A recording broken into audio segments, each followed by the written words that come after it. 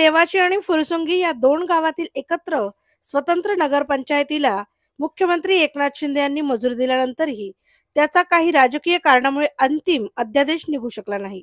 या दोन गावांची स्वतंत्र नगरपंचायत व्हावी ही अनेक दिवसांपासूनची मागणी असून त्याला मुख्यमंत्री एकनाथ शिंदे यांनी हिरवा कंदील दाखवूनही त्याचा अंतिम अध्यादेश निघाला नाही। सध्या लोकसभेच्या निवडणुकीची धामधूम सुरू असून आचारसंहिता लागू झाली आहे। अशा परिस्थितीमध्ये जोपर्यंत अंतिम अध्यादेश निघत नाही किंवा निवडणूक झाल्यानंतर जो उमेदवार आम्हाला स्वतंत्र नगरपालिकेचे अध्यादेश काढून देईल त्यालाच आम्ही मतदान करू, अन्यथा दोन्ही गावातील ग्रामस्थ येणाऱ्या लोकसभा निवडणुकीमध्ये मतदानावर बहिष्कार टाकतील किंवा उमेदवारांच्या प्रचाराला गावबंदी करतील।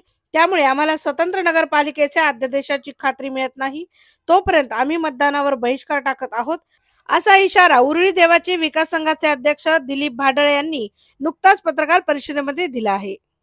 मी दिलीप भाडळे, उरुळी देवाचे विकास संघाचा अध्यक्ष म्हणून काम पाहतो। आज या ठिकाणी नगरपालिकेचा जो काय आमचा GR आता अडकलेला आहे तो निघायला पाहिजे होता, परंतु या राजकारणामुळे आम्हाला आमच्या गावाला दोन्ही अडचणीत टाकण्यात आलेले आहे आणि हे अडचणीत टाकल्यानंतर आता आम्ही त्याच्यावरती आचारसंहिता संपेपर्यंत काहीच करू शकत नाही। तर याच्यावरती एकतर आम्ही इलेक्शनच्या काळामध्ये एकतर मतदानावरती बहिष्कार टाकू शकतो, दुसरी गोष्ट उमेदवारांना गावबंदी करू शकतो।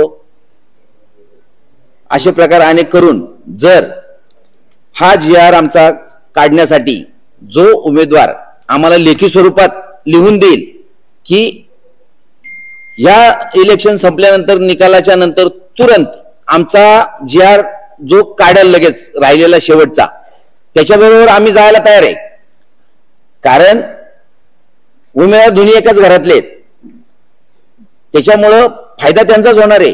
आम्ही कुणालाही मत दिलं तरी पण आमचा GR जो काढेल, जो आम्हाला लेखी स्वरूपात लिहून देईल की बाबा हा GR आम्ही काढायला समर्थ आहे, ज्या वेळेस आचारसंहिता संपल, निकाल लागेल, कामकाज चालू होईल त्यावेळेस तुमचा GR हा काढला जाईल, असं जो आश्वासन आम्हाला देईल किंवा लेखी स्वरूपात देईल आणि ते ग्रामस्थांच्या समोर आमच्या असं एकट्याला आश्वासन दिलं किंवा लिहून दिलं असं नाही, तर त्यांनी ते आम्हाला लेखी स्वरूपात द्यायचंय आणि काही शर्ती अटीवरती त्यावेळेस आम्ही टाकून त्यांच्याकडनं ते लिहून घेऊ।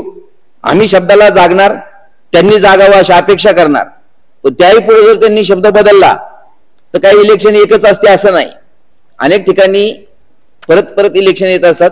मग त्याच्यामध्ये आणखी वेगळं काहीतरी आम्हाला ठरवायचं त्यांनी वेळ आणू नये आणि आमची ही जी काय अडचण आहे आता करून ठेवलेली ती अडचण त्यांनी दूर करावी, एवढीच आमची इलेक्शनच्या निवडणुकीच्या तोंडावरती अपेक्षा आहे। ह्याच्यापेक्षा वेगळी अपेक्षा आमची काहीच नाही।